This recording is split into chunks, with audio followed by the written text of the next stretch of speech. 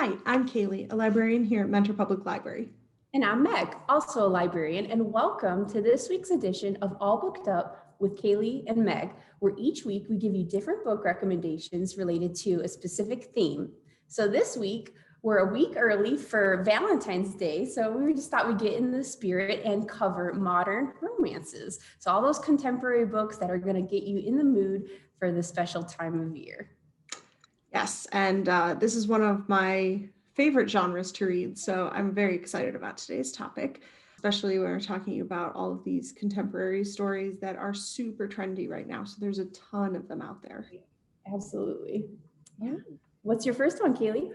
So my first book is called The X Talk by Rachel Lynn Solomon, and this is about Shay, who has worked at her Seattle public radio station for years, and she loves her job, but things are shaken up a bit when a know-it-all, Dominic, joins the station. And the two clash constantly, and their bickering has definitely been noticed by their coworkers. So the station is in a little bit of trouble, and Shay actually proposes a new concept for a TV show, or a new concept for a radio show. And the show is called X Talk. And the idea is that two exes would dispense relationship advice on the air. And her boss loves it. And not only does he love it, he thinks that Shay and Dominic should be the exes who are hosting the show. Now, Shay and Dominic are not exes, but it's always been Shay's dream to host a radio show. So she feels like she has to do it for work, and as long as the listeners don't discover the truth, it'll be fine. But as the show becomes more and more popular, Shay and Dominic's fake ex chemistry turns more realistic, which can cause some problems. So this is one of those hate to love romantic comedy books, which is one of my favorites. It always delivers good banter. Yeah. And I love the fake exes concept in this book, which sounds like it's a unique take on the fake relationship, which is so common in romance movies and books. Right. But I think it's a fun twist. And this is a brand new book, just came out at the end of January. Oh, so it's a fresh one. That's awesome. That sounds really cute. And like you said, that hate to love is such a fun little subgenre. I love it. It just reminds me of like classic romantic comedy movies. It's like the perfect book form of that. Well, and not even just movies, but I mean, classics in general. Hello, Jane Austen. Oh, how could I forget Pride and Prejudice, right? Yeah, so love it. That sounds like a good one. My next one is called Printed Letter Bookshop by Katherine Reay. And this is a novel about the surprising discoveries and romance one big city lawyer encounters after inheriting her aunt's bookshop. So 33-year-old Madeline Cullen is a successful lawyer. You know, it's a fast-paced life. It's busy, kind of stressful, but, you know, she's good at it. But it grinds to a halt when her Aunt Maddie passes away and leaves the cozy printed letter bookshop solely in Madeline's possession. Now, this is a bookshop in a little town in Illinois called Winsome, and it couldn't be more different from where Madeline is right now. So Madeline, you know, in addition to that aspect, she also has some family issues with Madeline, some kind of troubled past, and even though she used to love going to the bookshop, she kind of feels conflicted about it now. So her mindset is, I'm going to go to Winsome, take care of some business, sell the bookshop, and get out of there as fast as I can. Well, what do you know, but she meets a few characters there that change her opinion. So the first one she meets is one of the employees at the bookstore, Janet, and then also Claire. And these two are just so funny and endearing, but really what kind of changes her mindset is a gardener named Chris. Now, he is your classic, he's kind of quiet, he's gentle, but he also knows some things about her Aunt Maddie that she never even knew herself. So he kind of begins to challenge her assumptions, both about her aunt and also just about small town living in general. So kind of just brings her mind open to those new experiences. I like it because it shows Madeline's struggle with her past and how that can impact your future if you hang on to grudges and things from the past. And then it also just reminds me of like those Hallmark Evergreen series where it's like it's romance, but it's also the community in general. So that's almost like its own character. So that's a cute. And I do love those books that have sort of that hometown like feel to them. Like you feel like you're part of that community. Yeah, very relaxing. Yeah. Yes. And of course, special mention goes to any book that features bookshops or libraries. Oh, yes. We got to promote it. Yeah, love it. Well, my next book is called The Boyfriend Project by Farrah Rochon. Yeah. And this is about Samaya, who has gone on 4 dates with Craig, and she knows he's not Mr. Right, but she likes him enough to go on date number 5.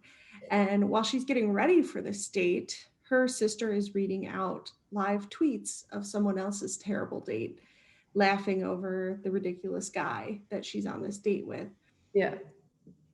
Except this guy starts to sound awfully familiar. And it turns out that Craig, Samaya's new boyfriend, also has 2 other girlfriends. Oh no. Or rather, he had 3 girlfriends because obviously they all swiftly dumped him ×3 when they found out about this. Yeah. And the 3 women then actually become friends, and they make a pact that they are not going to date anyone for the next 6 months, to stay away from guys and to focus on themselves and their newfound friendships. Okay. Sounds good. Which shouldn't be a problem after the Craig disaster for Samaya because she is so over guys. Yes.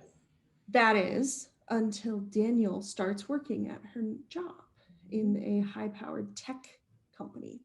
Okay. And Samaya can't help but notice this sweet, cute, thoughtful, nice guy, but he seems to be hiding something too. And of course, after the Craig disaster, she's a little wary to see where that goes. Plus, she isn't even supposed to be noticing men right now because of the pact she made with her friends. Right. So you kind of have to see where that leads. But this book is really cool too because it's a newer one. It came out just last year, and I appreciate the fact that it features a woman of color as the main character, and she is a successful woman in a tech industry. And it also it really shows like these female friendships. And I think that, the idea of finding out a guy has multiple girlfriends could be very, animosity amongst the women. But in this case, they kind of realize that he's the bad guy here, not them. Right. And they wind up forming this awesome friendship out of it. That's awesome. I love that. That's really cute looking at the multiple, relationships like that, because sometimes, romance, we love it, but sometimes they can push it like it's all or not. Like that's the only important thing. So I like the diversity of, you got your female friendships, you got your romantic, and it's all good. I like that. So my last one is romantic and a little bit silly. It's called Joint Custody by Lauren Baratz-Logsted and Jackie Logsted. And this the book begins with a breakup between our 2 main characters. So the characters are known as the man and the woman. And I'll explain what that means later, but they've broken up, but there's one point of contention that is bigger than anything else. And that is who gets the dog. So their beloved dog, Gats, he's such a sweetheart, but they've tentatively agreed to let the dog stay with the man during the week and the woman on the weekends. And they think, okay, we're just going to get over it and move on with our lives. But the dog has a different idea. So you kind of get a little bit into the dog's mind, and he just knows that these two people are meant to be together. They go together perfectly. How can they not see it? Is pretty much his mindset. He's even willing to eat a little chocolate and go to the vet sick so he can bring them together. So he's really, really doggedly determined, pun intended. But yes, so it's really a sweet take on, and the two characters, it is adorable to see their differences, and you can kind of see why they broke up, but you can see the attraction as well. Like, he's really shy and sweet, and she's a social butterfly. He's a writer, she's an editor, so they have parts of them that go really good together, but there is that, the funny, hate to love type of thing as well. So it's really cute.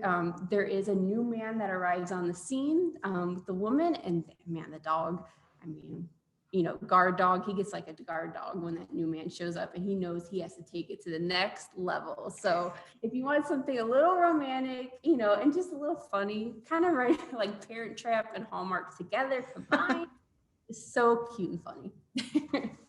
That sounds really cute, and it reminds me of like the beginning of 101 Dalmatians. It does. I know, it really does. So, but that sounds really cute, and like you said, that's a really unique take on the romance genre. I think that's sweet. So, like I said at the beginning of this, romance is like contemporary romance is one of my favorite genres to read in my own time. Right. So I want to give a couple honorable mentions if you like these books or other contemporary romance. The Hating Game by Sally Thorne, Well Met by Jen DeLuca, and The Unhoneymooners by Christina Lauren are all ones that I and friends have read and loved. And so I'd throw those out there.